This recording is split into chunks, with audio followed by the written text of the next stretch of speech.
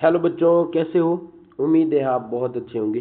इससे पहले हमने कक्षा 3 के 3 चैप्टर पढ़ लिए हैं और आज हम कक्षा 4 के चैप्टर नंबर 4 के साथ तैयार हैं, जिसका नाम है कार्बन एवं उसके यौगिक। कार्बन एवं उसके यौगिक ये क्लास 10th का चैप्टर 4 है और एनसीईआरटी का चैप्टर है।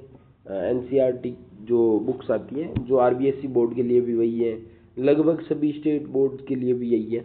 तो उसका चैप्टर नंबर 4 पढ़ेंगे। एक पेन और कॉपी लेके बैठ जाइए, हम नोट्स भी साथ साथ में ज़रूर बनाएंगे। मेरी आपसे यही अपील रहेगी कि आप नोट्स ज़रूर बनाएं। नोट्स बनाने से आपको मदद मिलेगी और आप अच्छे से पढ़ पाएंगे अगले आने वाले समय में, जब भी आप चैप्टर को वापस खोलें। चलिए शुरू करते हैं क्लास 10th का चैप्टर 4। आ जाओ शुरू करते हैं।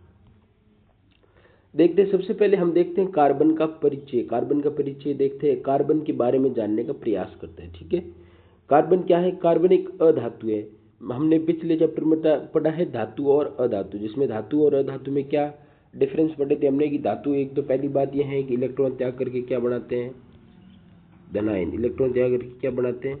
धनायन। और अधातु इलेक्ट्रॉन ग्रहण करके क्या बनाते हैं? ऋणायन। क्या बनाते हैं? ऋणायन। तो ये सब हमने धातु और अधातु वाले चैप्टर में पढ़ा है। अब हम देखते हैं कार्बन क्या है। कार्बन एक अधातु है। कार्बन एक अधातु है, ठीक है। इसे सी प्रतीक से दर्शाया जाता है, अंग्रेजी के कैपिटल सी से दर्शाया जाता है। कार्बन को अंग्रेजी के कैपिटल सी से दर्शाया जाता है, ठीक है। यह आवर्त सारणी के 14वें समूह का सदस्य है। आवर्त सारणी आगे पढ़ोगे तब, पहले तो थी 10 तक, अब तो हटा दी गई है। जब आप आगे पढ़ोगे आवर्त सारणी तो देखोगे कि आवर्त सारणी के 14वें समूह का सदस्य है, ठीक है। आगे ये जीवन का आधार है। हमारे जीवन के लगभग हर एक प्रोसेसिंग या फिर हर एक प्रक्रम में ये काम आता है। जय प्रक्रम आगे पढ़ेंगे, उनमें आप देखोगे कि सबसे ज़्यादा काम आने वाला जो तत्व है वो है कार्बन। और ब्रह्मांड में छठा सबसे प्रचुर तत्व कौन सा है? कार्बन। कौन सा है? कार्बन। याद रखो, कार्बन एक अधातु है, इसे कैपिटल सी से दर्शाया जाता है। यह आवृत सारणी की 14वें समूह का सदस्य है। ये जीवन का आधार है और कार्बन ब्रह्मांड में छठा सबसे प्रचुर तत्व है। आ जाओ आगे। अब देखते हैं एटॉमिक स्टेट्स इसकी क्या है। ये इसकी परमाणु संख्या 6 है और इसका परमाणु द्रव्यमान 12 है। इसकी परमाणु संख्या 6 है, इसका मतलब इसमें इलेक्ट्रॉन कितने होंगे? इलेक्ट्रॉन भी कितने होंगे? 6। इसका इलेक्ट्रॉनिक विन्यास क्या होगा? पहले कोष में 2, फिर अगले कोष में क्या हो जाएंगे? 4। आपको भी पता है पहले कोष में कितने? 2 और अगले कोष में कितने? 4। अब एक बात आप समझ रहे हो क्या कि इसके जो है बाहरी कोष में कितने इलेक्ट्रॉन है? 4। अब ये तो या 4 ग्रहण कर सकता है या फिर ये 4 क्या कर सकता है? ये अपने वाले 4 किसी को दे सकता है, क्योंकि इसको क्या पूरा करना है? अपना अष्टक। इसके हर एक परमाणु क्या करता है? स्थायित्व के लिए क्या चाहता है? अष्टक पूर्ण। क्या चाहता है? अष्टक पूर्ण या उत्कृष्ट गैस का विन्यास चाहता है। उत्कृष्ट गैस का विन्यास जब हम देखते हैं, इलेक्ट्रॉनिक विन्यास, तो उनके बाहरी कोष में पूरे 8 इलेक्ट्रॉन होते हैं। इसी प्रकार हर एक परमाणु जो है वो अपने आप को स्थायित्व प्रदान करने के लिए, बैलेंस बढ़ाने के लिए क्या करता है? उसके बाहरी कोष में कितने इलेक्ट्रॉन चाहता है? 8। अब कार्बन के बाहरी कोष में कितने इलेक्ट्रॉन है? 4। तो या तो ये 4 किसी से ले सकता है या अपने 4 किसी को दे सकता है। दोनों में से एक काम कर सकता है। इसके बारे में हम आगे इसी चैप्टर में पढ़ेंगे। आ जाओ आगे। अभी आपको ध्यान रखने वाली बात क्या है? यही कि कार्बन की परमाणु संख्या 6 है और इसका परमाणु द्रव्यमान 12 है। आ जाओ आगे। अब आ जाओ, इसका एटॉमिक स्ट्रक्चर क्या है भाई? इसके कणों का विवरण। इसमें 6 प्रोटॉन है, 6 इसमें न्यूट्रॉन है और 6 इसमें इलेक्ट्रॉन है। और इसकी परमाणु संख्या यानी कि जेड बराबर कितनी थी? 6। 6 इसमें प्रोटॉन है, 6 इसमें न्यूट्रॉन है और 6 इलेक्ट्रॉन है। न्यूट्रॉन की खोज करता है कौन है? James Chadwick. ये एक्स्ट्रा फैक्ट है, आपको याद रखना है। न्यूट्रॉन की खोज करता जेम्स चैडविक। अब इधर देखो, इसके जो है इलेक्ट्रॉनिक स्ट्रक्चर जो है, जिसमें 6 इलेक्ट्रॉन है। टोटल कितने इलेक्ट्रॉन है? 6। वो 6 इलेक्ट्रॉन इसके जो है परमाणु के चारों ओर कैसे घूम रहे हैं? आपको पता है इलेक्ट्रॉन निरंतर नाभिक के चारों ओर क्या करते रहते हैं? भ्रमण करते रहते हैं। तो ये जो इलेक्ट्रॉन 6 इलेक्ट्रॉन है, ये इसके नाभिक के चारों ओर कैसे घूम रहे हैं? तो इसके के कोष में कितने इलेक्ट्रॉन है? 2। ये 1 रहा और ये 2 रहे। और एल कोष में कितने? 1, 2, 3 और ये 4। तो इसका जो है इलेक्ट्रॉनिक विन्यास हो जाएगा पहले 2, फिर कितना हो जाएगा? 4। आ जाओ आगे के इसका इलेक्ट्रॉनिक विन्यास देखो, के कोष में 2, एल कोष में 4, इसीलिए इसकी संयोजकता क्या होती है? चतुसंयोजकता, मतलब ये इसकी संयोजकता होती है 4। कितनी होती है? 4। अब ये प्लस भी हो सकती है और माइनस भी हो सकती है। इसका इलेक्ट्रॉन विन्यास होता है 2 और 4। इलेक्ट्रॉन विन्यास कितना होता है? 2 और इलेक्ट्रॉनिक विन्यास होता है 2 और 4, 2 और 4। और इसकी संयोजकता होती है चतुसंयोजकता। इसमें एल कोष में 4 इलेक्ट्रॉन, के कोष में 2 इलेक्ट्रॉन। आ जाओ आगे। अब भूप्रपट्टी में कार्बन की मात्रा कितनी है? भूप्रपट्टी में कार्बन खनिजों, कार्बोनेट, हाइड्रोजन कार्बोनेट, कोयला, पेट्रोलियम के रूप में केवल 0.02% उपस्थित रहता है। आपको याद रखना, ये क्या याद रखना है? कार्बन भूप्रपट्टी जो है हमारी पृथ्वी की जो ऊपरी लेयर है उसमें कितने प्रतिशत पाया जाता है? 0.02%। किस रूप में पाया जाता है? ये पाया जाता है कार्बोनेट के रूप में, हाइड्रोजन कार्बोनेट के रूप में, कोयले के रूप में और पेट्रोलियम के रूप में। इन सभी को मिला करके सम्मिलित रूप से कितना है? 0.02%। आ जाओ आगे। वायुमंडल में कार्बन कितना है? वायुमंडल में 0.03% कार्बन डाइऑक्साइड गैस के रूप में मौजूद रहता है। और ये वायुमंडल में कितना है? 0.03%। और वो भी किस रूप में रहता है? CO2 गैस के रूप में, कार्बन डाइऑक्साइड गैस के रूप में। आ जाओ आगे। सजीवों का आधार क्या है? ये सभी जीव जंतु व पेड़ पौधे कार्बन के यौगिक से मिलकर के बने हैं। हमारे द्वारा उपयोग की जाने वाली वस्तुएं जैसे कि भोजन, कपड़े, दवाएं, पुस्तकें आदि कार्बनिक यौगिक ही हैं। आदि सभी, ये सभी क्या है? ये सभी कार्बनिक यौगिक ही हैं, क्योंकि इन सभी में कार्बन मिक्स है। हमारे जीवन के हर एक हिस्से में आप देखोगे सबसे इम्पोर्टेंट जो तत्व है वो कौन सा है? कार्बन। कौन सा है? कार्बन। आ जाओ आगे। आबंधन की चुनौती। अब ये इसके लिए ये सबसे बड़ी चुनौती यही है। कार्बन के लिए सबसे बड़ी चुनौती क्या है? कि कार्बन जो है C4 नहीं बना सकता, C4 माइनस भी नहीं बना सकता और C4 प्लस भी नहीं बना सकता। C4, ये बोल रहा है C4 माइनस या C4 प्लस भी नहीं बना सकता। इसका मतलब अपने 4 भी नहीं दे सकता और किसी और से 4 भी ले नहीं सकता, क्योंकि इसके जो है बाहरी कोष में कितने इलेक्ट्रॉन होते हैं? 4। इसलिए क्या है, ये जो है 6 प्रोटॉन वाले नाभिक के लिए 10 इलेक्ट्रॉन धारण करना कठिन हो जाएगा। यानी कि इसके जो है जो अगर मान लो ये क्या करता है, इधर देख, इस पॉइंट को वापस समझो। अगर मान लो कार्बन क्या करता है? C4 माइनस बनाता है। मतलब क्या हुआ? मतलब इसके पास टोटल इलेक्ट्रॉन कितने हैं? 2 और 4 कितने हैं? 6। और C4 माइनस का मतलब है ये 4 और ग्रहण करेगा। क्या करेगा?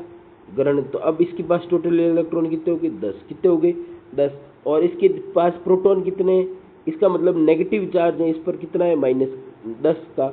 और इस पर जो प्रोटॉन है वो कितने हैं? 6। इसका मतलब पॉजिटिव चार्ज कितना है? 6 का। अब 6 पॉजिटिव वाला जो प्रोटॉन है, 6 पॉजिटिव चार्ज क्या 10 नेगेटिव चार्ज को संभाल पाएंगे क्या? इसका मतलब 6 प्रोटॉन वाले नाभिक के लिए 10 इलेक्ट्रॉन धारण करना कठिन हो जाएगा। क्या हो जाएगा? कठिन। इसलिए ये क्या नहीं कर सकता है? ये किसी और से 4 इलेक्ट्रॉन ग्रहण नहीं कर सकता। दूसरी चीज़ ये बोल रहा है C4 प्लस भी नहीं बना सकता। C4 प्लस का मतलब कहता है इसके पास टोटल कितने इलेक्ट्रॉन है? 2 और 4। और ये अपने 4 किसी और को दे देगा, तो इसके पास टोटल कितने इलेक्ट्रॉन बचेंगे? 2। कितने? 2। अब जो है इसके पास टोटल इलेक्ट्रॉन बचे 2, प्रोटॉन इसके पास 6। 4 इलेक्ट्रॉन खोने के लिए अत्यधिक ऊर्जा की आवश्यकता होगी। अब इसे अपने जो ये 4 इलेक्ट्रॉन है ये किसी और को देने हैं, तो इसको क्या करना पड़ेगा? इसको बहुत सारी अपने जो है अपने अंदर से ऊर्जा निकालनी पड़ेगी। और ऊर्जा निकालेगा तभी ये जो है क्या कर पाएगा? अपने 4 इलेक्ट्रॉन किसी और को दे पाएगा। और ये प्लस का मतलब है ये क्या कर पाएगा? किसी और से 4 इलेक्ट्रॉन ग्रहण करता है मान लो, तो इसके पास 6 इलेक्ट्रॉन पहले से हैं और 4 इसने ग्रहण किए, टोटल हो गए 10 इलेक्ट्रॉन। अब 6 प्रोटॉन वाले नाभिक के लिए 10 इलेक्ट्रॉन संभाल पाना बहुत मुश्किल का काम है। और 4 इलेक्ट्रॉन आसानी से त्याग भी नहीं सकता। 1-2 इलेक्ट्रॉन हो तो आसानी से त्याग सकता है। इसलिए इसके पास ये चैलेंज आ जाता है कि ये न तो C4 माइनस बना सकता है और न ही C4 प्लस बना सकता है। C4 माइनस का मतलब है अपने 4 इलेक्ट्रॉन हैं, इसके पास 2 है, 2 और 4 हैं और 4 किसी और से ले लेगा, टोटल 10 इलेक्ट्रॉन बना ले। 2 और 4 इसके पास हैं, तो फिर 4 किसी और से लेकर 10 इलेक्ट्रॉन रखें, या फिर 2 और 4 हैं, किसी और को 4 देकर के केवल 2 इलेक्ट्रॉन रखें। आ जाओ आगे। लेकिन ये दोनों ही नहीं कर पाता। अब कार्बन अपने अन्य परमाणुओं तथा अन्य तत्वों के परमाणुओं के इलेक्ट्रॉनों के साथ साझेदारी यानी शेयरिंग करके इस समस्या को सुलझाता है। अब ये क्या है? नया तरीका निकालता है। पिछले वाले पार्ट में हमने पढ़ा कि जब हम NaCl का निर्माण देखते हैं, किसका निर्माण देखते हैं? NaCl। तो Na क्या करता है, अपने एक इलेक्ट्रॉन को क्लोरीन को दे देता है और उससे पूरा खुद ही मुक्त हो जाता है, क्योंकि केवल एक इलेक्ट्रॉन था इसलिए ये अपना जो है दे पाया। इसके पास मुक्त आयन होते हैं, Na एक धातु है, धातुओं के पास जो है मुक्त आयन होते हैं, तो ये क्या करता है, अपना एक इलेक्ट्रॉन आसानी से दे देता है। लेकिन अब कार्बन की ये प्रॉब्लम हो जाती है कि ये नई चार किसी से दे सकता है, नई चार किसी से ले सकता है। तो ये नया तरीका निकालता है साझेदारी का। क्या तरीका निकालता है ये, साझेदारी का। और ये साझेदारी कैसे करता है, आज आगे। एकल आबंधन हाइड्रोजन के साथ, देखो अब हम मान लो अब जो है हाइड्रोजन के बाह्य कोश में एक इलेक्ट्रॉन होता है और इसे अपने कोश भरने के लिए एक और इलेक्ट्रॉन चाहिए, इसलिए किस रूप में रहता है, HH रूप में। अब दो हाइड्रोजन परमाणु इलेक्ट्रॉनों की साझेदारी करके एकल आबंध बनाते हैं। अभी देखो ये क्या करते हैं, ये बोल रहा है, पहले हम समझ रहे हैं कि भाई कार्बन कैसे काम करता है, उससे पहले एक इसका और उदाहरण लेते हैं हाइड्रोजन का। अब आप इधर देखो सभी लोग, ये है हाइड्रोजन, ये है हाइड्रोजन। इस हाइड्रोजन के बाहरी कोश में कितने इलेक्ट्रॉन होंगे, एक, क्योंकि इसका परमाणु परमाणु क्रमांक कितना, एक, इसलिए एक इलेक्ट्रॉन होगा। इसके पास भी कितना होगा, एक। अब इसे अपना उत्कृष्ट गैस विन्यास प्राप्त करना है हीलियम वाला, तो ये इसको कितना इलेक्ट्रॉन चाहिए, एक और चाहिए, कितना चाहिए, एक और। तो ये क्या करेगा, इस अपना जो है ये इसे दे देगा और ये अपना इसे दे देगा, समझ गए। इसके साथ साझेदारी करेगा ये, और ये अपना वाला इसके साथ साझेदारी करेगा। अब देखो ये कैसे साझेदारी करता है, इसे चाहिए दो, तो ये ऐसे करके अपना क्या कर देगा, अपने दो इलेक्ट्रॉन पूरे कर लेगा। और ये क्या करेगा, अपना ये भी इस प्रकार अपने दो इलेक्ट्रॉन पूरे कर लेगा। और जब ये ऐसे पूरे कर लेता है तो फिर एक नए बंध का निर्माण करते हैं, अपने बीच में साझेदारी यानी बंध का निर्माण करते हैं। और इस एक और एक इलेक्ट्रॉन यानी दो इलेक्ट्रॉनों के मेल से जो ये बंध बन रहा है इसे बोलते हैं एकल बंध। क्या बोलते हैं, क्या बोलते हैं, एकल बंध, समझ गए। अब देखो अब कार्बन क्या करेगा, इधर देखो कार्बन क्या करेगा, समझो। कार्बन की इस एकल बंध से हम कार्बन का एक उदाहरण समझते, ठीक है। हमने देखा कि कार्बन का जो एक यौगिक होता है उसका नाम होता है CH4 यानी कि मेथेन। क्या नाम होता है उसका, मेथेन। अब ये मेथेन जो है कैसे साझेदारी करता है, इधर देखो हमने एक नाम पढ़ा, क्या पढ़ा, मेथेन पढ़ा। क्या पढ़ा, मेथेन कैसे करता है। देखो हमें पता है ये क्या है, कार्बन, ये क्या है, कार्बन, और ये क्या है, हाइड्रोजन। कितना हाइड्रोजन है, 1 2 3, एक मिनट का ना, ये है कार्बन, और कितने हाइड्रोजन, ये 1, ये 2 3 और ये 4 हाइड्रोजन। कितने हाइड्रोजन, 4 हाइड्रोजन। अब ये क्या करता है, अब देखो मान लो ये है, इसके पास टोटल बाहरी कोश में कितने इलेक्ट्रॉन होते हैं, 4। तो ये 1, ये 2, ये 3 और ये 4। इसके बाहरी कोश में कितने हैं, ये 1, इसका भी ये 1, इसका भी ये 1। इन सभी के बाहरी कोश में एक एक इलेक्ट्रॉन है, ठीक है।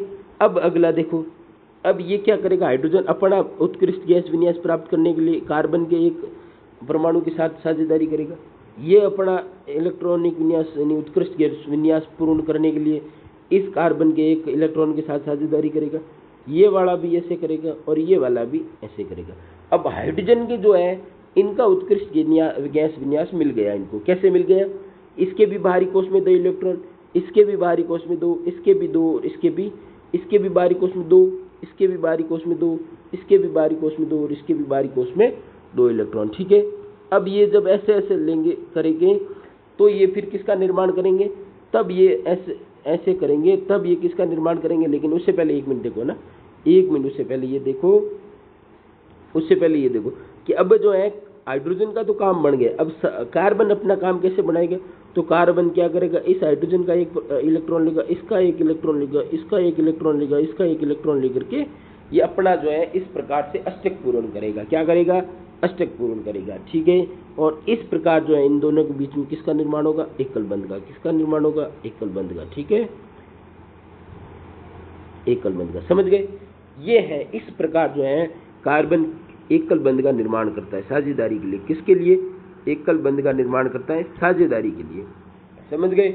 अब इधर देखो, दो परमाणुओं के बीच इलेक्ट्रॉनों के आदान प्रदान से जो साझेदारी बनती है इसे कहते हैं सहसंयोजी बंध। क्या बोलते हैं, सहसंयोजी बंध। ये जो एकल बंध बना है इसको बोलते हैं सहसंयोजी बंध। एक इसमें एक बंध के लिए टोटल कितने इलेक्ट्रॉन चाहिए, 2। कितने इलेक्ट्रॉन चाहिए होते हैं, 2, ठीक है। अब आ जाओ आगे, समझ गए? ये CH4 कैसे बनता है, कार्बन कैसे साझेदारी करता है अपने अष्टक पूर्ण करने के लिए, ठीक है। इसे बोलते हैं इलेक्ट्रॉन बिंदु संरचना, ये याद रखना, ठीक है, इलेक्ट्रॉन बिंदु संरचना, ठीक है। अब आ जाओ आगे, अगला देखो भाई, अगला ये पहले हमने एकल बंध देख लिया, अब द्विबंध देखो। ये ऑक्सीजन को देखो, ऑक्सीजन के बाहरी कोश में कितने इलेक्ट्रॉन होते हैं आपको भी पता है, कितने होते हैं, 6 इलेक्ट्रॉन। कितने होते हैं ये, 1 2 3 4 5 और 6, ठीक है। टोटल कितने इलेक्ट्रॉन होते हैं इसके बाहरी कोश में, टोटल कितने इलेक्ट्रॉन होते हैं भाई, ये 2, ये वाले 2 और ये वाले 2, टोटल हो गए 6, हो गए 6। और इसी प्रकार इसके भी देखो, ये वाले 2, ये वाले 2 और ये वाले 2, कितने हो गए 6। तो दोनों के जो बाहरी कोश में कितने, 6 इलेक्ट्रॉन। अब देखो, अब ये जो है ऑक्सीजन चाहेगा, ये ऑक्सीजन चाहेगा मेरा अष्टक पूर्ण होने के लिए मुझे कितने इलेक्ट्रॉन चाहिए, 2। तो ये जो है इस वाले ऑक्सीजन से 2 इलेक्ट्रॉन ले लेगा, और ये चाहेगा अपने अष्टक पूर्ण, तो ये इस वाले ऑक्सीजन से क्या लेगा, 2 इलेक्ट्रॉन। इस प्रकार जो है इन दोनों इलेक्ट्रॉनों के बीच में क्या होगी, इसके 2 इलेक्ट्रॉन और इसके 2 इलेक्ट्रॉनों के बीच में क्या बनेगी, साझेदारी। देखो कैसे बनती है, ये है ऑक्सीजन, क्या है, एक मिनट, ये क्या है ऑक्सीजन, और ये भी क्या है ऑक्सीजन।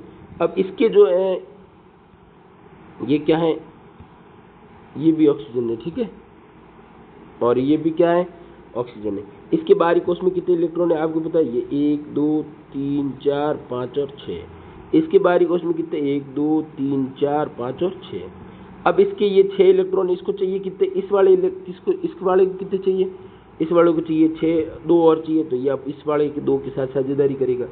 और इस वाले को कितने चाहिए, 2 और चाहिए, तो ये इस वाले 2 के साथ क्या करेगा, साझेदारी। और इस प्रकार की साझेदारी से ये एक बंध का निर्माण करता है। तो ये 4 इलेक्ट्रॉनों के योगदान से एक बंध का निर्माण होता है, जिसे बोलते हैं क्या, जिसे बोलते हैं द्विबंध। क्या बोलते हैं, द्विबंध। ये जो 2 लाइनें बन रही हैं इसका मतलब द्विबंध बन रहा है, ठीक है। पिछली बार में 1 लाइन बन रही थी तो एकल बंध था, इस बार 2 लाइनें बन रही थी, कैसा बंध है, द्विबंध है। आ जाओ आगे, अब द्विबंध समझ गए। अब देखो भाई ट्रिपल बॉन्ड, ये नाइट्रोजन और नाइट्रोजन के बीच में ट्रिपल बॉन्ड बनता है। इधर देखो भाई कैसे बनता है नाइट्रोजन और नाइट्रोजन के बीच में, जो नाइट्रोजन के बाह्य कोश में कितने इलेक्ट्रॉन होते हैं, 5। इसे अष्टक के लिए कितने चाहिए, 3 इलेक्ट्रॉन और चाहिए। देखो भाई ये है एक नाइट्रोजन, ठीक है, ये है एक नाइट्रोजन। इसके जो बाह्य कोश में कितने होते हैं, ये 1 2 और ये 1 2 और 3, तो ये 2 और ये 3 5, 1 2 1 2 और ये 3, 2 और ये 3 कितने हो गए, 5। अब इसे अपना ये नाइट्रोजन मान लो 1, मान लो ये 2 मान लो। अब जो है 2 को अपना अष्टक पूरा करना है, 2 को अपना अष्टक पूरा करना है, तो ये 1 वाले 3 इलेक्ट्रॉन क्या कर लेगा, हड़प लेगा। और इसको अपने पूरा करना है, तो ये जो है 1 वाले को, तो ये 2 वाले के इलेक्ट्रॉन क्या कर लेगा, हड़प लेगा। और इस प्रकार ये क्या करेगा, इनके बीच में क्या बनेगा, बंध। क्या बनेगा, बंध। क्या बनेगा, बंध। ये नाइट्रोजन की इलेक्ट्रॉन बिंदु संरचना है। पीछे ऑक्सीजन की देखी, उससे पहले हाइड्रोजन की देखी, सभी की याद रखना। पिछली बार नाइट्रोजन वाली आई थी, पिछली बार यही संरचना आई थी बोर्ड्स में, तो याद रखना। और इनमें 3 लाइनें कितनी, 1 2 और 3 लाइनें, इसलिए इसे बोलते हैं त्रिबंध। क्या बोलते हैं, त्रिबंध, ठीक है, याद रखना। आज हुआ 3 इलेक्ट्रॉनों की साझेदारी से त्रिबंध बनता है, ठीक है। आज हुआ। अब आते हैं जल की संरचना। देखो H2O जल है ना, किस इसमें जो है क्या होता है, देखो आपको पता है ये एक ऑक्सीजन है, कितना, एक ऑक्सीजन। ऑक्सीजन के जो है बाहरी कोश में कितने इलेक्ट्रॉन होते हैं, 2 2 4 और ये 2 क्या हो गए, 6। और एक आपको पता है हाइड्रोजन के कितना होता है, एक इस तरफ और एक मान लो ये 2। इसके हाइड्रोजन के बाहरी कोश में कितने इलेक्ट्रॉन होते हैं, एक। तो ये एक हाइड्रोजन क्या करेगा, इसके साथ बंध बनाएगा, और ये एक हाइड्रोजन क्या करेगा, इसके साथ में बंध बनाएगा। और अब इस ऑक्सीजन को अपना अष्टक पूरा करना है, ऑक्सीजन क्या करेगा, इस वाले हाइड्रोजन से 1 इलेक्ट्रॉन लेगा, इस वाले से लेगा, और अपने जो है 8 पूरे करेगा। कैसे, देखो 1 2 3 4 5 6 7 और 8। समझ गए। तो इस प्रकार जो है ये ऑक्सीजन का H2O का निर्माण करता है। किसका निर्माण करता है, H2O का। इसका मतलब ये ऑक्सीजन, ये हाइड्रोजन और ये हाइड्रोजन, ठीक है। इससे पहले देखो हमने जो देखा हाइड्रोजन और हाइड्रोजन के बीच में ये इस प्रकार के एकल बंध था। फिर हमने देखा ऑक्सीजन और ऑक्सीजन के बीच में द्विबंध था, और नाइट्रोजन और नाइट्रोजन के बीच में क्या था, त्रिबंध, ठीक है। और इससे पहले अभी हमने जल का भी देख लिया। जल का क्या होता है, ये एक H, ये O और ये H। इस प्रकार जल के अणु व्यवस्थित रहते हैं, ठीक है। आ जाओ भाई, एक ऑक्सीजन के बाह्य इलेक्ट्रॉन 6 होते हैं, और हाइड्रोजन के दो हाइड्रोजन मिलकर अपने एक एक इलेक्ट्रॉन करके पूर्ण अष्टक कर लेते हैं। अष्टक को क्या कर लेते हैं? पूर्ण। ऑक्सीजन केंद्र में होता है, दो हाइड्रोजन परमाणुओं के साथ एक एक इलेक्ट्रॉन साझेदारी की। ये ऑक्सीजन केंद्र में इस तरफ और इस तरफ जो है क्या करता है? हाइड्रोजन से साझेदारी करके जल के अणु की संरचना बनाता है। आज आगे अब आ जाओ भाई, कार्बन डाइऑक्साइड की द्विआबंधी संरचना वही सेम। ऑक्सीजन है, एक मिनट जो ना, ये कार्बन है, ये एक ऑक्सीजन, ये एक ऑक्सीजन। कार्बन के बाहरी कोश में कितने? 4। ऑक्सीजन के कितने? 1 2 3 4 5 और 6। 1 2 3 4 5 और 6। तो ये क्या करेगा? इन दो के साथ साझेदारी करेगा, ये इन दो के साथ साझेदारी करेगा, और कार्बन क्या करेगा? ये 4, ये 2 गए 6, और ये 2 क्या हो गई? 8। इस प्रकार ये क्या करता है? Double bond O, double bond O। इस प्रकार जो है अपने चारों बॉन्ड कार्बन पूरा करता है। ऑक्सीजन भी जो है अपने द्विबंध बना करके अपना काम कर लेता है। ठीक है, आज आगे। अब मेथेन की संरचना मैंने पीछे बता दी। 4 हाइड्रोजन के साथ साझेदारी करके क्या बनाता है? क्या बनाता है? मेथेन बनाता है। ठीक है, मेथेन कार्बन का सबसे सरलतम हाइड्रोकार्बन है। ये CNG का मुख्य घटक है, इसके बारे में ये बात ध्यान रखना। कार्बन 4 हाइड्रोजन परमाणु के साथ एक कला बंध बनाता है। 4 हाइड्रोजन परमाणु के साथ क्या बनाता है? एक कला बंध। 1 2 3 4। ठीक है, आगे। अब आ जाओ एथेन की संरचना। एथेन की संरचना क्या होती है? CH3 और CH3। देखो भाई इधर एक कार्बन की संख्या कितनी? 2। ठीक है, और हाइड्रोजन की संख्या कितनी? 6। इसके साथ भी 3 हाइड्रोजन, इसके साथ भी कितने? 1 2 और 3 हाइड्रोजन। ठीक है, अब इसके देखो, इसके बाहरी कोश में कितने होते हैं? 1 2 3 और ये 4। इसके बाहरी कोश में 1 2 3 और ये 4। और हाइड्रोजन के बाहरी कोश में 1, ये 1, ये 1, ये 1, ये भी 1 और ये भी 1। अब ये क्या करेगा? हाइड्रोजन अपना अष्टक इससे पूर्ण करेगा, ये अपना अष्टक इससे पूर्ण करेगा, ये अपना अष्टक इससे, और ये अपना अष्टक इससे, ये अपना अष्टक मतलब इसमें तो 8 है नहीं, लेकिन उत्कृष्ट गैस विन्यास याद रखना, ये अपना अष्टक ऐसे। ठीक है, और अब कार्बन की बारी है, तो कार्बन क्या करेगा? ये कार्बन क्या करेगा? अपना अष्टक ऐसे पूर्ण करेगा भाई। ये गणो, एक मिनट ना, गिन लो। 2 2 4 2 6 की 7 7 और एक ये क्या हो गए? 8। इसी प्रकार ये क्या करेगा? इसके साथ साझेदारी करके किसका निर्माण करता है? एथेन का। किसका निर्माण करता है? एथेन का। ये भी एक सहसंयोजी बंध, ये भी एक सहसंयोजी, ये भी एक, ये भी एक, ये सारे के सारे आपस में क्या बन रहे हैं? सहसंयोजी बंध। और ये दिखता कैसा है? ये ऐसा दिखता है। देखो भाई, ये एक, इसे सरल रूप में लिखते हैं तो ऐसे लिखते हैं। ठीक है, बस आपको क्या करना है? ये एक एक बंद हटाना। आपको अगर मान लो ऐसे ही लिखना नहीं आ रहा तो आपको क्या करना है? ये एक बंद हटाना, 2 इलेक्ट्रॉन जोड़ना, एक बंद हटाना, 2 इलेक्ट्रॉन जोड़ना, एक बंद हटाना, 2 इलेक्ट्रॉन जोड़ना, एक बंद हटाना, 2 इलेक्ट्रॉन जोड़ना, हटाना, 2 इलेक्ट्रॉन जोड़ना, हटाना, 2 इलेक्ट्रॉन जोड़ना। फिर इसको ऐसे कर लो, इसको ऐसे कर लो, इसको ऐसे, इसको ऐसे, इसको ऐसे, इसको ऐसे, ये अपना पूरा, फिर ये अपना पूरा, ऐसे अपना काम बना लो। ठीक है, आज बात ये याद रखना। 2 कार्बन और साथ में हाइड्रोजन कितने? 6 कहते हैं 6। ये हाइड्रोजन, ये हाइड्रोजन, ये हाइड्रोजन, ये हाइड्रोजन, ये और एक कार्बन से, इसमें एक कार्बन क्या, एक कार्बन दूसरे कार्बन से और 3 हाइड्रोजन से जुड़ा है। इसमें एथेन में 2 कार्बन परमाणु एक दूसरे से एक कला बंध द्वारा जुड़े होते हैं और शेष संयोजकता हाइड्रोजन से पूरी की जाती है। ठीक है, आज आगे। सहसंयोजी यौगिकों के भौतिक गुण क्या होते हैं भाई? मैंने बताया सहसंयोजी आबंधों द्वारा बने यौगिक क्या कहलाते हैं? सहसंयोजी यौगिक। इनका निम्न गलनांक और क्वथनांक होता है। हमने आयनिक यौगिकों में देखा था, उनका गलनांक और क्वथनांक क्या होता है? उच्च। इनके मध्य अंतर आणविक बल जो है दुर्बल होते हैं। उसमें क्या होते हैं? आयनिक यौगिकों में उच्च। इसमें विद्युत के कुचालक होते हैं। आयनिक यौगिक विद्युत के गलित अवस्था में सुचालक होते हैं, ठोस अवस्था में कुचालक होते हैं। इनमें मुक्त इलेक्ट्रॉन या आयन नहीं होते हैं। अणुओं के बीच आकर्षण बल कम होता है, इसलिए बंध की प्रकृति क्या होती है? भंगुर प्रकृति हो सकती है। ठीक है, आगे वाले कुचालकता का कारण क्या है भाई? सहसंयोजी आबंधों में इलेक्ट्रॉन की साझेदारी होती है, इलेक्ट्रॉनों की साझेदारी होती है। उसमें इलेक्ट्रॉन मुक्त रूप में होते हैं, इसमें इलेक्ट्रॉनों की साझेदारी होती है।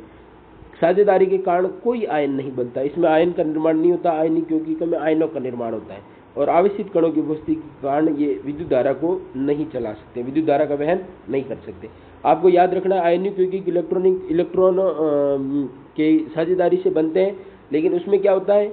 उसमें आयनों का निर्माण होता है, इसलिए वो क्या करते हैं, विद्युत का सुचालन करने, उनमें मुक्त रूप में इलेक्ट्रॉन पड़े रहते हैं इसलिए। और इसमें सहसंयोजी आबंधों में इलेक्ट्रॉन की साझेदारी होती है, उसमें क्या होता है, आदान प्रदान होता है। फिर साझेदारी के कारण कोई आयन नहीं बनता, उसमें आयनिक यौगिकों में आयन बनते हैं। आवेशित कणों की उपस्थिति के कारण विद्युत धारा वहन नहीं कर पाते, और आवेशित उसमें आयनिक यौगिकों में पाए जाते हैं, इसलिए वो विद्युत धारा का वहन करते हैं। दोनों का अंतर याद रखना, बहुत बार पूछा गया है, आयनिक यौगिक और सहसंयोजी यौगिकों में अंतर। आगे आयनिक बनाम सहसंयोजी यौगिक, ये देखो आगे आ गया। आयनिक यौगिकों का गलनांक और क्वथनांक उच्च होता है क्योंकि इनमें मजबूत अंतराण्विक बल पाए जाते हैं। सहसंयोजी यौगिकों का जो है निम्न होता है क्योंकि इनमें आयनिक यौगिक जो है, इनमें अंतराण्विक बल क्या होते हैं, कमजोर। आणविक बल इनमें आयनिक यौगिकों में प्रबल होते हैं, इनमें दुर्बल होते हैं।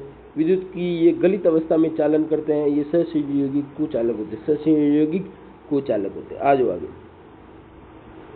अब कार्बन की सर्वतोमुखी प्रकृति देखो भाई, श्रृंखला बनाता है। कार्बन क्या बनाता है, श्रृंखला। कार्बन में कार्बन के ही अन्य परमाणुओं के साथ आबंध बनाने की अद्वितीय क्षमता है, इसलिए लंबी श्रृंखलाएं बनाते हैं, शाखित श्रृंखलाएं बनाते हैं और वलय भी बनाते हैं। ये क्या कहना चाह रहा है, सुनो, कुछ नहीं कह रहा है। ये क्या कर रहा है, ये कार्बन और कार्बन क्या कर सकते हैं, आपस में क्या बना सकते हैं, ऐसे लंबी चेन बना सकते हैं, श्रृंखला।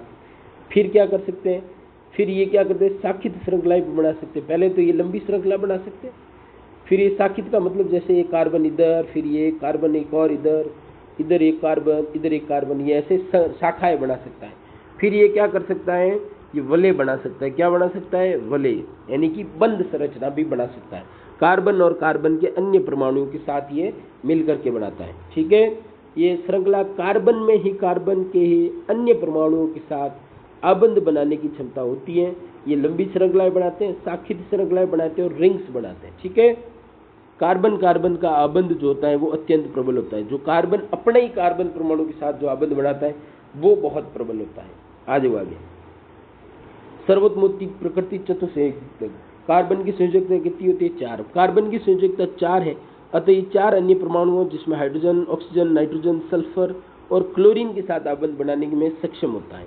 छोटे आकार होने के कारण नाभिक साझा किए गए इलेक्ट्रॉन जोड़ों को मजबूती से पकड़ता है, जिससे मजबूत आबंध बनते हैं।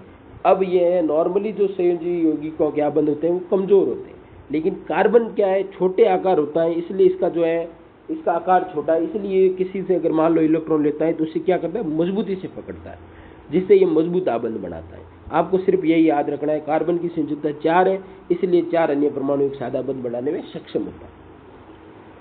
फिर कार्बन के अपर रूप क्या होते हैं भाई, एक ही परमाणु के अन्य रूप क्या कहलाते हैं, अपर रूप, जैसे कि हीरा, ग्रेफाइट और फुलरीन। हीरा अत्यंत कठोर होता है, ग्रेफाइट मुलायम व विद्युत का सुचालक होता है। ये इंपॉर्टेंट फैक्ट याद रखना, मैंने पिछले पार्ट में भी लिखवाया है कि ग्रेफाइट अधातु होते हुए भी क्या करता है, विद्युत का सुचालन करता है। ये एक अपवाद है, अधातुओं का अपवाद है। ठीक है, याद रखना, ग्रेफाइट अधातु होते हुए भी विद्युत का क्या करता है, चालन करता है। ठीक है, फिर फुलरीन, इसे बोलते हैं बकी बॉल या C60 बोलते हैं। ठीक है, अपर रूपता किसी तत्व के विभिन्न रूप जिनके भौतिक गुण अलग लेकिन रासायनिक गुण समान हो, अपर रूप कहलाते हैं। बस याद रखना, क्या कहलाते हैं, अपर रूप। किसी तत्व के विभिन्न रूप जिनके भौतिक गुण अलग हो लेकिन रासायनिक गुण समान हो, अपर रूप कहलाते हैं। आ जाओ आगे, अपर रूपों का वर्गीकरण देखो भाई। कार्बन के अपर रूप क्या है, हीरा, ग्रेफाइट और फुलरीन, ये क्रिस्टलीय रूप में पाए जाते हैं, ठोस रूप में। और अक्रिस्टलीय में कोयला, कॉक, चारकोल, काजल, ये सारे क्या है, कार्बन के अपर रूप है। हीरे के भौतिक गुण देखो भाई, हीरा ज्ञात पदार्थों में सबसे कठोर तत्व है, रंगहीन होता है और पारदर्शक होता है, विद्युत का कुचालक होता है। कार्बन कार्बन परमाणु के बीच की दूरी होती है 154 पिकोमीटर, 154 पिकोमीटर। आपको याद क्या रखना, यही कि हीरा विद्युत का कुचालक होता है, ज्ञात पदार्थों में सबसे कठोर पदार्थ यही है, और कार्बन कार्बन परमाणुओं की दूरी 154 पिकोमीटर होती है। आ जाओ भाई, हीरे की त्रिविमीय संरचना देखो। हीरे में प्रत्येक कार्बन 4 अन्य परमाणु कार्बन परमाणु से जुड़कर एक चतुष्फलक यानी टेट्राहेड्रल दृढ़ संरचना बनाता है। यही कारण है कि ये सबसे कठोर है।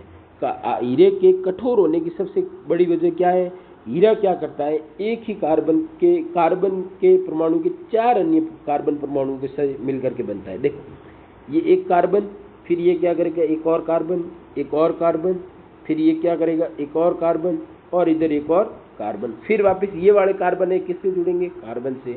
ये वाले भी किससे, carbon carbon carbon carbon carbon. इतने कार्बन कार्बन के बंद होने के कारण सबसे मजबूत पदार्थ यही है, सबसे कठोर पदार्थ क्या है, यही है। ठीक है, इसीलिए ये क्या करता है, एक कार्बन जो है 4 अन्य कार्बन परमाणुओं से क्या बनाता है, टेट्राहेड्रल चतुष्फलक की संरचना बनाता है, 4 फलकों का निर्माण करता है। देखो भाई, ये एक फलक, ये दूसरा फलक, ये तीसरा फलक, और ये सामने की तरफ जो दिख रहा है वो क्या हो गया, चौथा फलक। ठीक है, आगे तो ये टोटल कितनी, 4 फलकों का निर्माण करता है। ठीक है, कार्बन जो है ये मध्य का कार्बन 1, ये से 2, ये से 3 और ये 4 कार्बन परमाणु, 4 अन्य कार्बन परमाणु के साथ संरचना बनाता है। ठीक है, याद रखना। आगे हीरा जो है किसमें काम आता है, आभूषण बनाने में, कांच को काटने में, चट्टानों में छेद करने में। याद रखना, तीनों ही आंसर। अगला देखो भाई, ग्रेफाइट। ग्रेफाइट क्या है, मुलायम व भंगुर प्रकृति के होते हैं, धूसर काले रंग का अपारदर्शी पदार्थ होता है, ये स्पर्श करने पर चिकना लगता है और विद्युत का सुचालक होता है। विद्युत का क्या होता है, ग्रेफाइट सुचालक होता है। याद रखना भाई। ग्रेफाइट की परतदार संरचना देखो भाई, ये प्रत्येक कार्बन 3 अन्य कार्बन परमाणुओं से एक ही तल में जुड़कर षटकोणीय संरचना बनाता है, वलय बनाता है। षटकोणीय क्या बनाता है, वलय। ये संरचना परतों के रूप में होती है जो एक दूसरे पर फिसल सकती है। याद रखना, ये परतों के रूप, ये पहली परत, ये दूसरी परत, ये तीसरी परत, परत के रूप में पाई जाती है। फिर एक ही कार्बन क्या होता है, एक ये मान लो, अगर मान लो मैं मान लूँ ये एक कार्बन है, क्या है, एक कार्बन, तो ये एक कार्बन 3 अन्य कार्बन से जुड़ा होगा।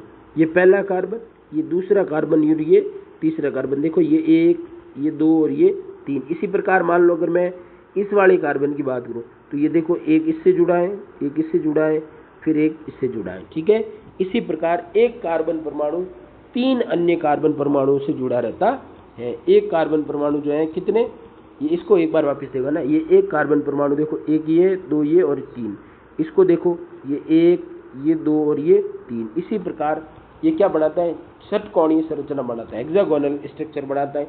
आपको ऐसा कैसा स्ट्रक्चर अपनी कॉपी में बनाना है। ठीक है, प्रत्येक कार्बन 3 अन्य कार्बन परमाणुओं से एक ही तल में जुड़कर षटकोणीय संरचना बनाता है और ये संरचना परतों के रूप में होती है, ये एक दूसरे के ऊपर फिसल सकती है। ये कौन सी है, ग्रेफाइट की स्ट्रक्चर। याद रखना। अगला ग्रेफाइट। अब आपके मन में सवाल आना चाहिए कि सर आपने तो बोला कि सहसंयोजी यौगिक जो होते हैं वो विद्युत का चालन नहीं करते, लेकिन कार्बन है वो विद्युत का चालन कैसे कर रहा है, कार्बन का ग्रेफाइट रूप विद्युत का चालन कैसे कर रहा है। देखो भाई, ग्रेफाइट में प्रत्येक कार्बन केवल 3 अन्य कार्बन परमाणु से जुड़ा है, अर्थात प्रत्येक कार्बन का चौथा इलेक्ट्रॉन, इसका जो चौथा इलेक्ट्रॉन है वो मुक्त रहता है। चौथा इलेक्ट्रॉन क्या रहता है, फ्री रहता है। ये मुक्त इलेक्ट्रॉन विद्युत धारा प्रवाह करने में मदद करता है। मैंने बताया हीरे में क्या होता है, एक ही कार्बन क्या होता है, एक ही कार्बन कितने, 4 अन्य कार्बन से जुड़ा है, लेकिन ग्रेफाइट में एक कार्बन कितने, सिर्फ 3 अन्य कार्बन से जुड़ा है। इसलिए इसका जो है, इस कार्बन का एक इलेक्ट्रॉन मुक्त रहेगा और वो एक मुक्त इलेक्ट्रॉन क्या करता है, चौथा इलेक्ट्रॉन जो है मुक्त रहता है और ये मुक्त इलेक्ट्रॉन धारा प्रवाह करने में मदद करता है। आ जाओ आगे। आपको यही याद रखना है कि ग्रेफाइट में प्रत्येक कार्बन केवल 3 कार्बन से जुड़ा है, अतः प्रत्येक कार्बन का चौथा इलेक्ट्रॉन मुक्त रहता है। ये मुक्त इलेक्ट्रॉन विद्युत धारा प्रवाहित करने में मदद करता है। आ जाओ आगे। अब आ जाओ हीरा बनाम ग्रेफाइट। हीरा जो है कठोरता में हीरा अत्यंत कठोर है, ग्रेफाइट मुलायम होता है। विद्युत चालकता में हीरा कुचालक होता है, ग्रेफाइट चालक होता है। संरचना में इसकी दृढ़ त्रिविमीय संरचना है, इसकी षटकोणीय परतदार संरचना है, इसकी जो संरचना है वो क्या है, चतुष्फलकीय। फिर ये एक लाइन लिखना, इसमें नहीं लिखी, ठीक है। इसकी संरचना चतुष्फलकीय होती है हीरे की, लेकिन इसकी षटकोणीय परतदार होती है। इसका घनत्व हीरे का उच्च होता है, ग्रेफाइट का निम्न होता है। आप लिखना, इस पूरी सारणी को क्या बनाना है, नोट्स बनाना है। ये मोस्ट इंपोर्टेंट सारणी है, याद करनी है, ठीक है। आपको याद रखना है हीरे की कठोरता अत्यंत कठोर है, ग्रेफाइट मुलायम मृदु या भंगुर होता है। विद्युत चालकता हीरा कुचालक है, ग्रेफाइट विद्युत का चालक है। संरचना हीरे की दृढ़ और त्रिविमीय चतुष्फल की संरचना है, ग्रेफाइट की षटकोणीय परतदार संरचना है। और हीरे का घनत्व उच्च होता है, ग्रेफाइट का घनत्व निम्न होता है। आज आगे। अब एक और बच गया पीछे, फुलरिन। अमेरिकी वैज्ञानिक बंक मिस्टर फुलरिन के नाम पर इसका नाम रखा गया है। सबसे पहले C60 की पहचान की गई। इसकी संरचना फुटबॉल के बक्की बॉल जैसी होती है, ठीक है।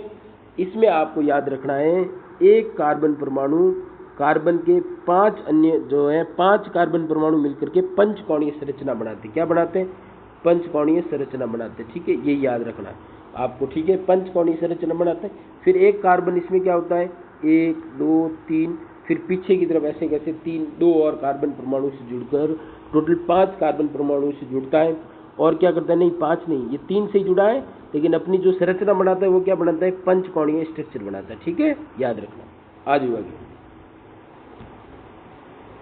फ्रेडरिक वॉलर ने कहा कि 1828 में वॉलर ने अमोनियम साइनेट से यूरिया बनाकर ये सिद्ध किया कि कार्बनिक यौगिक केवल सजीवों में नहीं बल्कि प्रयोगशाला में बनाए जा सकते।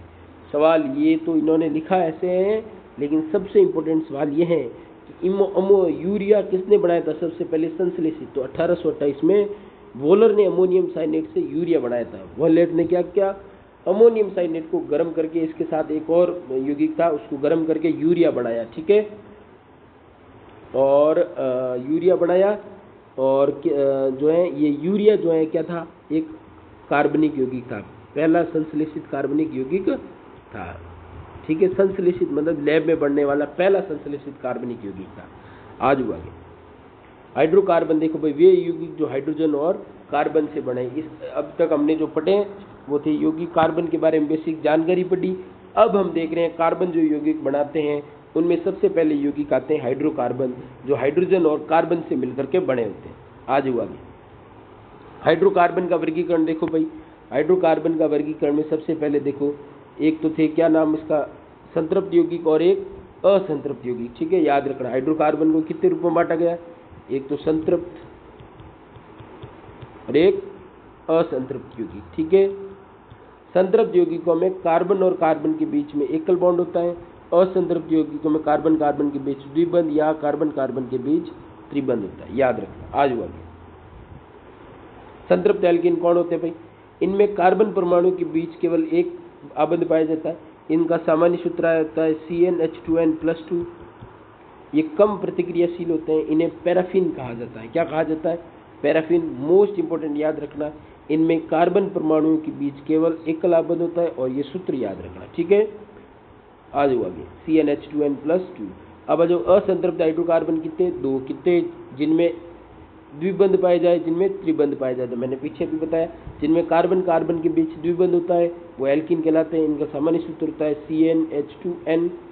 ठीक है, और इन उदाहरण एथीन, प्रोपीन, जो ये सभी ईन वाले हैं वो क्या कहलाएंगे, एल्कीन। ठीक है, अब जो एल्काइन है मतलब जो प्रोपाइन है, एथाइन है, जो है क्या नाम इसका ब्यूटाइन है, जिनके बीच आइन लगता है वो सारे क्या किसमें आते हैं, एल्काइन में। किसमें आते हैं, एल्काइन में।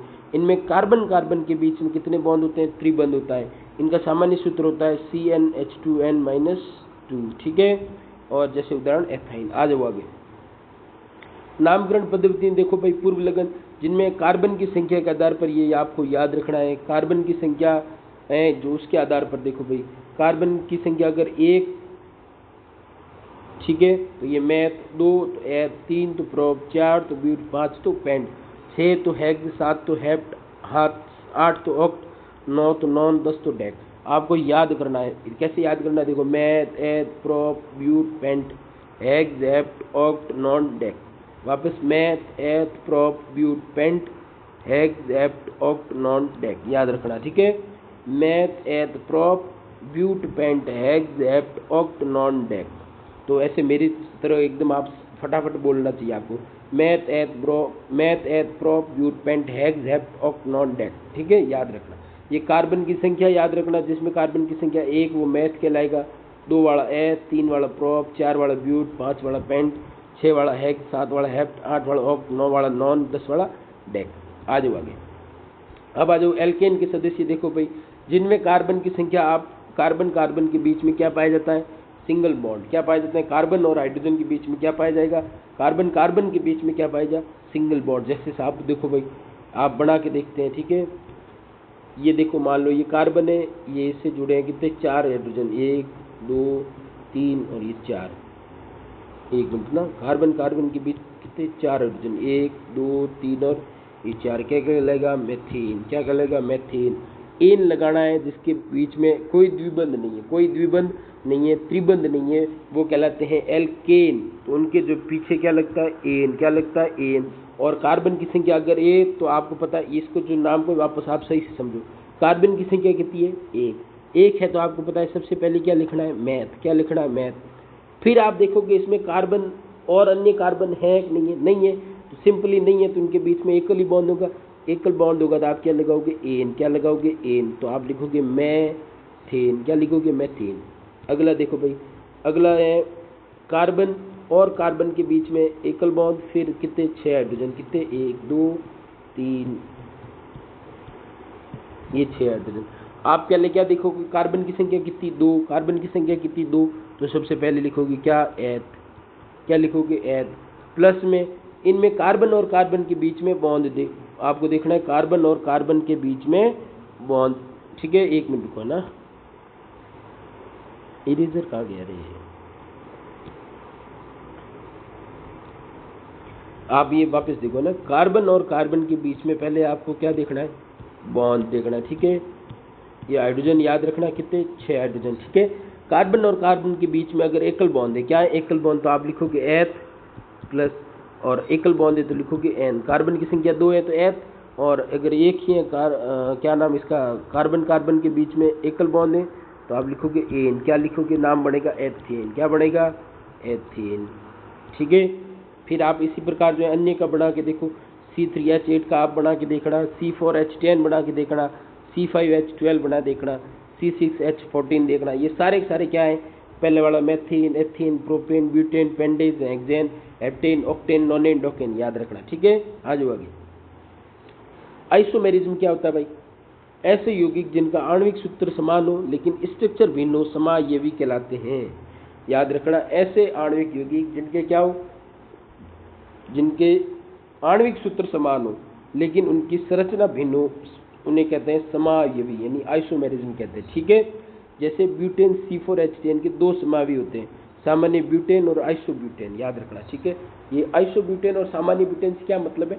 यही मतलब है कि जब आप नॉर्मली ब्यूटेन बनाते हो तो ये आपका ब्यूटेन है। ठीक है, इधर देखो रे, आप जब नॉर्मल ब्यूटेन बनाते हो तो 1 2 ये 3 और ये 4, ये 4 कार्बन परमाणु है, ये बन गए ब्यूटेन। ठीक है, जब आप आइसोब्यूटेन की बात करते हो तो एक कार्बन परमाणु 3 अन्य कार्बन परमाणुओं से जुड़ा होता है, ये कहलाता है आइसो। क्या कहलाते हैं? आइसो यौगिक। क्या कहलाते हैं?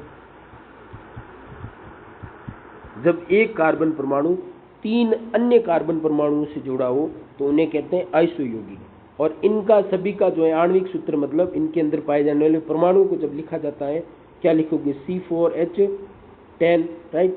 आप लिखोगे C4H10, राइट, और इसका भी ये लिखोगे C4H10। इसका मतलब इसके आणविक सूत्र समान है लेकिन इनका स्ट्रक्चर क्या है? भिन्न, इनकी संरचना भिन्न है। आइसोब्यूटेन ऐसे लिखा जाता है और नॉर्मल ब्यूटेन ऐसे। अगर मैंने यहाँ पे एक एक बॉन्ड बनाए तो आप बाकी वाले 3 बॉन्ड किससे बनाओगे? हाइड्रोजन से। ठीक है, ये इस प्रकार हाइड्रोजन जोड़नी है आपको साथ में, याद रखना। आज आगे अगला देखो भाई, पेंटेन के संरचनात्मक समय क्या होते हैं? एक तो जो सीधी श्रृंखला वाले होते हैं वो कहलाते हैं एन एल्केन। क्या कहलाते हैं? N alkane. ठीक है, इधर देखो, इसको मैं वापस आपको समझा देता हूँ ना। पेंटेन में आपको पता है, नाम आपने सुना पेंटेन, क्या सुना? तो कार्बन की संख्या कितनी हो गई? 5। कार्बन की संख्या कितनी होगी? 5। अब आपको देखो, पहला जो तरीका होता है कार्बन जो पेंटेन को लिखने का, वो तो यही 1 2 3 ये 4 ये 5, इसको बोलेंगे एन पेंटेन। क्या बोलेंगे? N pentane. फिर अगला देखो भाई, अगला इसमें क्या है? आइसोपेंटेन। क्या होता है? मैंने आइसो वाले यौगिकों के बारे में बताया, एक ही कार्बन परमाणु 3 अन्य कार्बन से जुड़ा हो। कितने कार्बन से? 3 अन्य से, और ये एक एक्स्ट्रा, ये 1 2 3 ये 4 और ये 5, तो ये हो गया आइसोपेंटेन। फिर ये क्या हो गया? आइसोपेंटेन। फिर अगला क्या है? देखो भाई, अगला है नियोपेंटेन। अगला क्या है? नियोपेंटेन। नियोपेंटेन, नियो यौगिक वो होते हैं जिनमें एक कार्बन परमाणु 4 अन्य कार्बन परमाणु से जुड़ा हो। कितने से? 4 से। ये कार्बन, ये कार्बन, ये कार्बन, ये कार्बन, ये है 4 अन्य, और इन सब को जो है, इन सब की ये है न्यू पेंटेन। क्या है? New pentane. इन सब में एक बात ध्यान रखनी है, इन सब का स्ट्रक्चर अलग है। स्ट्रक्चर क्या है? अलग, लेकिन इन सब की खास बात यह है कि इन सब का जो है आणविक सूत्र क्या होता है? C5H12, इसलिए इंपॉर्टेंट है, याद रखना। आज जब कार्बन परमाणु एक वलय यानी रिंग इन चक्र के रूप में होते हैं तो साइक्लो क्या कहलाते हैं? चक्रीय यौगिक बनाते हैं, हाइड्रोकार्बन बनाते हैं। जैसे साइक्लोप्रोपेन, ये देखो भाई, ये है साइक्लोप्रोपेन, याद रखना। फिर साइक्लोब्यूटेन, ये अब बना के देख लेते हैं भाई। पहला क्या है? साइक्लोप्रोपेन। क्या है? पहला साइक्लोप्रोपेन, तो ये साइक्लोप्रोपेन। फिर अगला साइक्लोब्यूटेन, तो ये देखो 4 कार्बन है, 4 बनाते हैं वर्ग।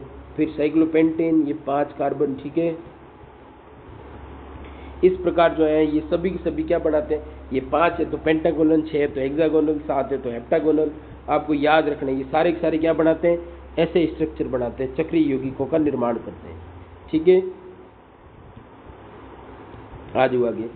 अब देखो साइक्लोपेंटेन हमने देखो देख ली, सक्रिय यौगिक देख ली, साइक्लोपेंटेन वही, ये एक कार्बन, बस ये होता है साइक्लोपेंटेन, याद रखना। इन सभी में देखो 2 कार्बन, ये 2, ये हाइड्रोजन जोड़ दो, ये इनके 3, ये 4 हाइड्रोजन जोड़ दो, ये 4 हाइड्रोजन, 2 हाइड्रोजन जोड़ दो, 2 हाइड्रोजन जोड़ दो। ऐसे मैं तो सीधा ही लिख रहा हूँ, बिना हाइड्रोजन जोड़े आपको हाइड्रोजन जोड़ना है ना, एक बंद बना के जहाँ पे कार्बन के चारों जो है इलेक्ट्रॉन है उनको काम में लेना, आपको ये ध्यान रखना है। अगर मैं मान लो 1 कार्बन और 2 कार्बन ऐसे बढ़ाऊँ तो आपको पता है इस कार्बन का एक ही बंद बना है, जिसके 3 और बनाना है, ये 3 बना दिए, इसका एक ही बनाना है, 3 और बनाने बना दिए, और उनके साथ क्या जोड़ दो, हाइड्रोजन। क्या जोड़ दो, हाइड्रोजन, क्योंकि हम क्या पढ़ रहे हैं, हाइड्रोकार्बन। क्या पढ़ रहे हैं, हाइड्रोकार्बन। कार्बन और हाइड्रोजन से बने यौगिक क्या कहलाते हैं, हाइड्रोकार्बन। इसकी संरचना एक पंचकोण जैसी होती है, प्रत्येक कार्बन 2 हाइड्रोजन परमाणुओं से जुड़ा रहता है, याद रखना। ये थोड़ा अलग यौगिक है, क्योंकि इसमें जो होता है वो कितना होता है, C5H10। ये क्या है, अलग है। जो हमने पढ़े ना पीछे पेंटीन, उसके जब हमने संरचनात्मक समावेश देखे, ये उनसे अलग है। अगला देखो भाई, बेंजीन क्या होता है, ये मोस्ट इंपॉर्टेंट यौगिक है जो बहुत बार पूछा गया है। आपको कैसे बनाना है, सबसे पहले 1 कार्बन, फिर 1 कार्बन, फिर 1 कार्बन, फिर 1 कार्बन, फिर 1 कार्बन, फिर 1 कार्बन, फिर 1 कार्बन। अब जो है ये 6 कार्बन बना दिए षटकोण में बनाने। अब आपको क्या करना है, अल्टरनेटिव यानी एकांतरित रूप से द्विबंध बनाने हैं। ये द्विबंध, एक बना दिया, एक को छोड़ के अगला बना दिया, एक को छोड़ के अगला बना दिया। ये क्या है, द्विबंध एक ही है, लेकिन ये द्विबंध घूमता रहता है। क्या करता है, घूमता रहता है। ये वह कहलाता है बेंजीन। क्या कहलाता है, बेंजीन। इसको जब नॉर्मली लिखा जाता है तो ऐसे लिखा जाता है, ये क्या होता है, बेंजीन। क्या होता है, बेंजीन, याद रखना, ठीक है। अब अगर इस बेंजीन के साथ मैं जोड़ दूं क्या, OH, तो बनता है फिनॉल, याद रखना। लेकिन आपको ये याद रखना, ऐसे लिखा जाएगा, है ना, बेंजीन। और इस बेंजीन के साथ अगर मैं लिख दूं OH तो बन जाएगा फिनॉल। लेकिन आपके लिए इंपॉर्टेंट क्या है, आपके लिए इंपॉर्टेंट ये है, बेंजीन कैसे लिखा जाएगा, ये ऐसे लिखा जाता है बेंजीन। कॉपी में आप देखोगे ऐसा लिखा हुआ किताब में, तो ये क्या होगा, बेंजीन होगा, याद रखना। ये जो है ना, ये घूमता रहता है, ये द्विबंध है ना एकांतरित रूप से, तीनों द्विबंध क्या करते हैं, घूमते रहते हैं, याद रखना। 3 द्विबंध है, तीनों एकांतरित रूप से, कभी ये आगे आएगा, फिर ये आगे आएगा, फिर ये आगे आएगा, ये आगे, ये आगे, ये आगे, ऐसे घूमता रहता है द्विबंध। इसलिए मैंने ये गोल स्ट्रक्चर बनाया, याद रखना, है ना।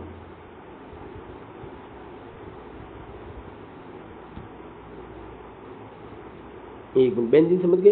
ये एक असंतृप्त चक्रीय हाइड्रोकार्बन है। इसमें 6 कार्बन परमाणुओं का षटकोणीय वलय होता है। 6 कार्बन परमाणुओं क्या होता है, षटकोणीय वलय, जिसमें एकांतर यानी अल्टरनेटिव रूप से द्विबंध होते हैं, याद रखना, है ना। आ जाओ आगे।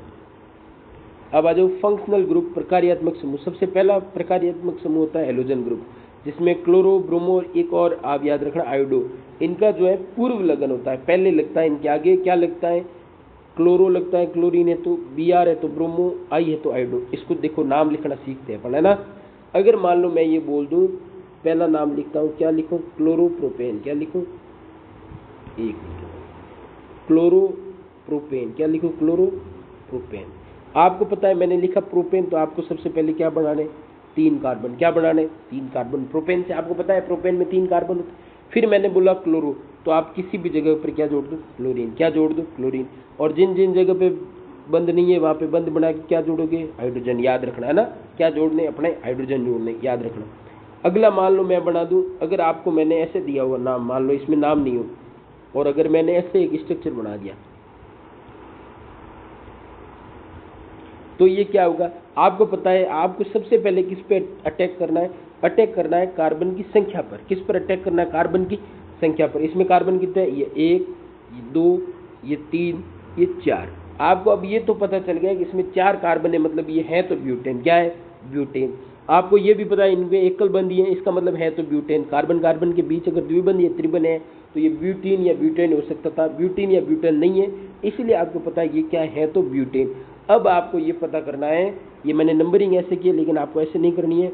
आपको याद रखना जिस तरफ से प्रकार्यात्मक समूह लगा हुआ हो उस साइड से नंबरिंग करनी है। 1, ये 2, ये 3 और ये 4। 2 पे क्या लगाए तो लिखो 2 क्लोरो और साथ में क्या है ब्यूटेन, क्या है ब्यूटेन, याद रखना है ना। अगला देखो भाई, अगला देखो ये प्रकार्यात्मक समूह कौन सा, एल्केन। एल्केन इनमें तो लगता था पूर्व लगन, क्या लगता था पूर्व लगन, मतलब ये पहले लिखे जाते थे, क्लोरो वर्लोरो ये पहले लिखे जाते थे। लेकिन एल्कोन जिसमें अगर OH लगा हो तो वो अनुलग्न लगते हैं, बाद में लिखे जाते। देखो कैसे, इधर देखो, अगर मान लो मैं ये बनाऊँ, ये 1 2 और ये 3 कार्बन और साथ में जोड़ दूँ OH, क्या जोड़ दूँ OH। अब आपको सबसे पहले मैंने बताया किस पर अटैक करना है, कार्बन की संख्या पर। तो कार्बन कितने 1 2 और ये 3, 1 2 और ये 3। तो आपको ये पता चल गया कि इसमें टोटल कितने कार्बन है 3। इसका मतलब ये है क्या, प्रोपेन है, क्या है प्रोपेन है, 1 2 और ये 3 है तो प्रोपेन। अब आपको प्रकार्यात्मक समूह पे अटैक करना है। प्रकार्यात्मक समूह अगर मान लो पहला ग्रुप है, क्या है पहला ग्रुप जो कि हैलोजन वाला है। अगर हैलोजन वाला ग्रुप है, ये 1 2 और ये 3 अगर हैलोजन वाला ग्रुप है तो इसमें पहले नाम लिखा जाएगा, अगर उसके अलावा जो कोई भी है तो बाद में लिखा जाएगा। तो इसमें देखो OH है, ये बाद में लिखा जाएगा। OH मतलब ऑल, OH मतलब ऑल लगाना, पीछे क्या लगाना ऑल। तो ये प्रो, ये देखो इसका नाम कैसे लिखा जाएगा, OH है तो क्या लिखना है ऑल लिखना है, पीछे क्या लिखना है ऑल। तो आपको नाम याद रखना, ये देखो भाई प्रोपेन होता है, अब इसके साथ क्या जोड़ दो ऑल, तो ये प्रोपेनॉल याद रखना, ठीक है। एल्कोहल उसी प्रकार प्रोपेनॉल याद रखना। अगला मान लो अगर मैं अब आप ये बनाओ मेरे सामने, ये आप खुद लिखो,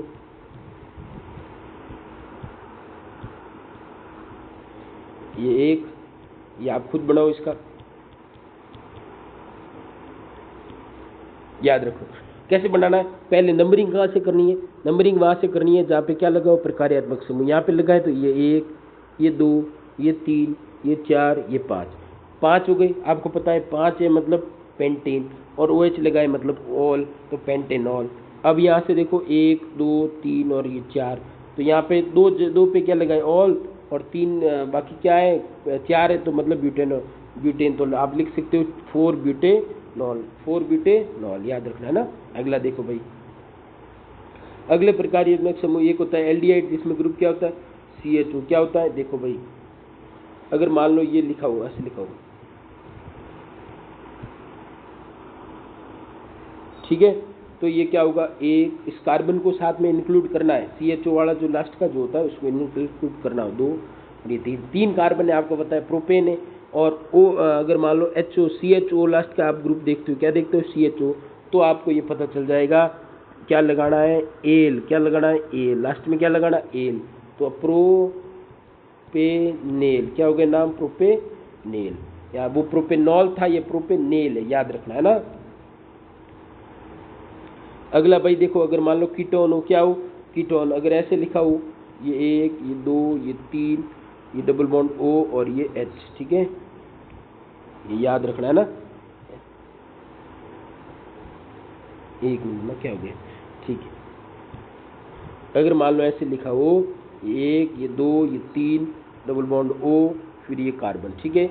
आपको पता है जिस तरफ से अगर मान लो जो प्रकार्यात्मक समूह लिखा है वहाँ से नंबरिंग करनी है, कम से कम नंबर उसको मिलना चाहिए। तो ये 1 ये 2 ये 3 ये 4, आपको अब ये तो पता चल गया कि है तो कितने 4 मतलब ब्यूटेन ही है, क्या है ब्यूटेन है।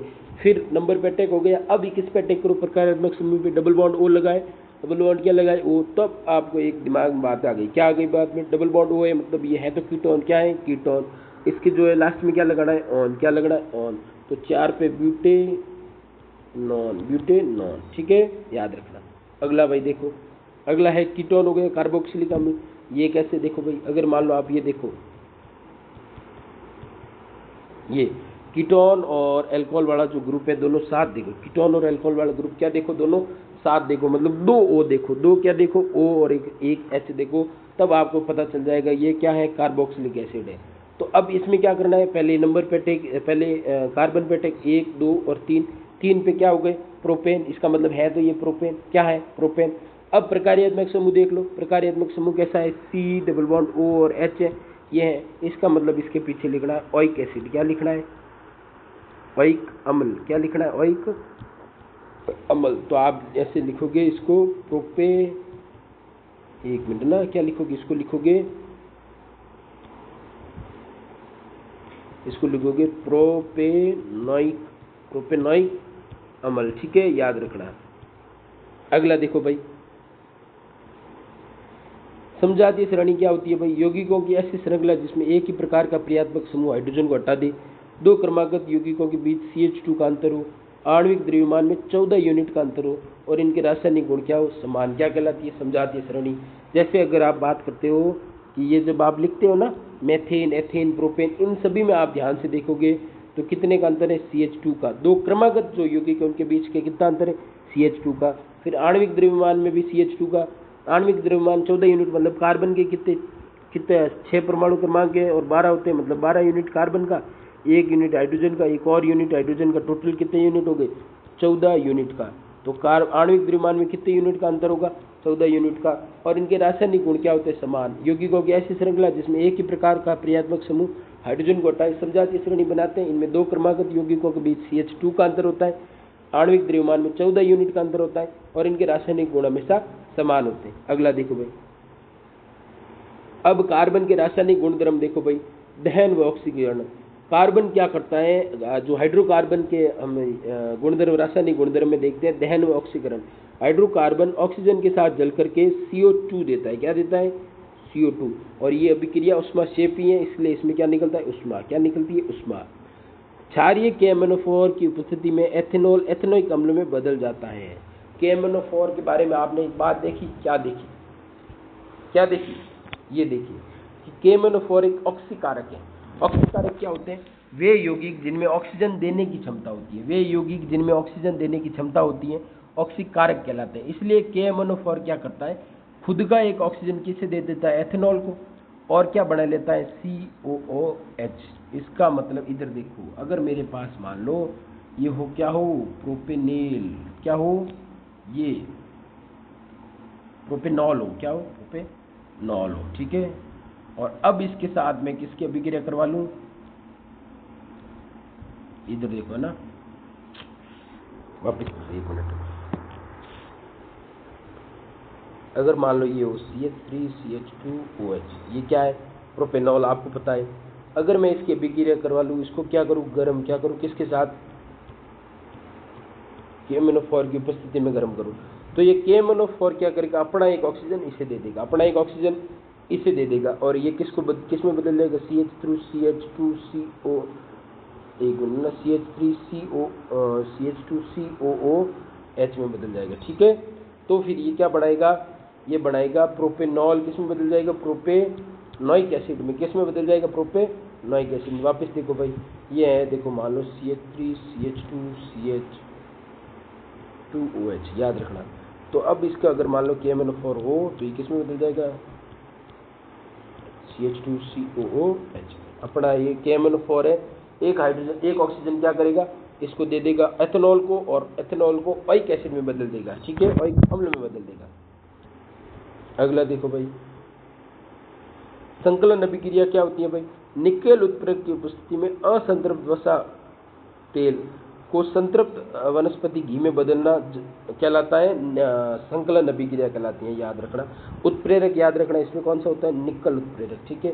जंतु वसा स्वास्थ्य के लिए हानिकारक है क्योंकि इसमें संतृप्त वसा अम्ल होते हैं। ये जो होती है ना जंतु वसा, वो हमारे लिए हानिकारक है। आपको इम्पोर्टेंट ये याद रखना है कि निकेल उत्प्रेरक की उपस्थिति में असंतृप्त वसा यानी वनस्पति तेल को संतृप्त वनस्पति घी में बदला जाता है, किसके माध्यम से, निकल उत्प्रेरक के माध्यम में। ये देखो भाई, ये क्या है, ये असंतृप्त, ये R सब क्या है, एल्किल ग्रुप है, R एल्किल ग्रुप होता है। ये देखो भाई, वनस्पति तेल है, इसको निकल हाइड्रोजन के साथ अभिक्रिया करवाई जाती है निकल उत्प्रेरक की उपस्थिति में, और किस में बदला जाता है, वनस्पति घी में बदला जाता है, संतृप्त यौगिक में बदला जाता है। असंतृप्त यौगिक जिनमें पाए जाते हैं डबल बॉन्ड, संतृप्त यौगिक में क्या पाए जाते हैं, सिंगल बॉन्ड। ये जो हाइड्रोजन 2 है, ये क्या करते हैं, ये हाइड्रोजन 2 ये यहाँ के जो डबल बॉन्ड है उसको हटा करके यहाँ पे विस्थापित हो जाते हैं, और खुद को जो इस पूरे यौगिक है असंतृप्त को किस में बदल देते हैं, संतृप्त यौगिक में।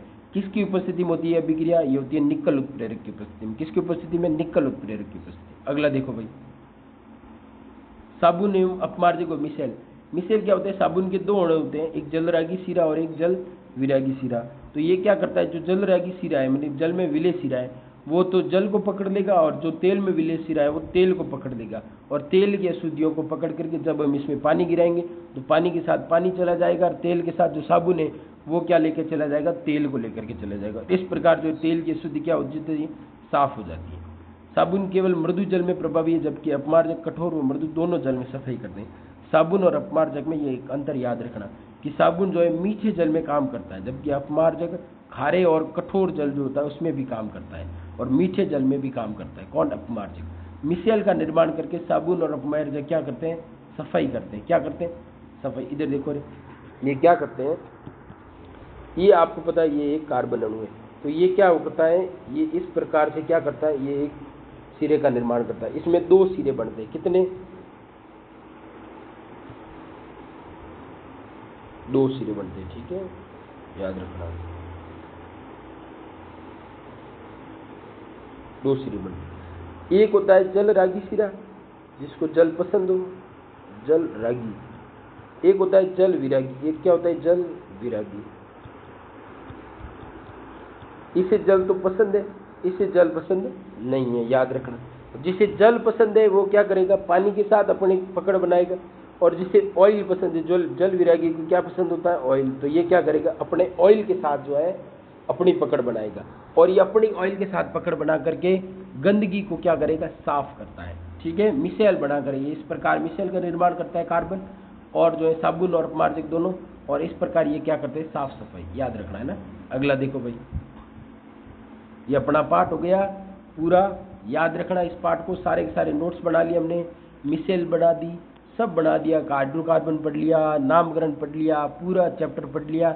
सारे नोट्स बनाओ, वापस से देखो, जो चीज़ समझ नहीं आई कमेंट में लिखो कि सर ये चीज़ समझ नहीं आई, इसे वापस समझाओ, या इस पर वापस वीडियो बनाओ, तो मैं वापस बना दूंगा। आराम से इस चैप्टर के नोट्स बनाना, और क्या करना, मज़े करना, नोट्स बनाना, पढ़ना। हर बार 2-3 बार अगर आप इस पार्ट को पढ़ोगे तो समझ आ जाएगा। मोस्ट इंपॉर्टेंट पार्ट है ये, 8 नंबर का पार्ट है बोर्ड के लिए, तो इसे याद करना। और एक बात कर सकते हो, अगर आपको वीडियो अच्छा लगा तो चैनल को करो सब्सक्राइब, वीडियो को करो लाइक, और जो चीज़ समझ नहीं आई उसे करो कमेंट, अच्छी लगी उसे भी क्या करो, कमेंट। ठीक है, हमारा पार्ट हो गया पूरा, मज़े करो।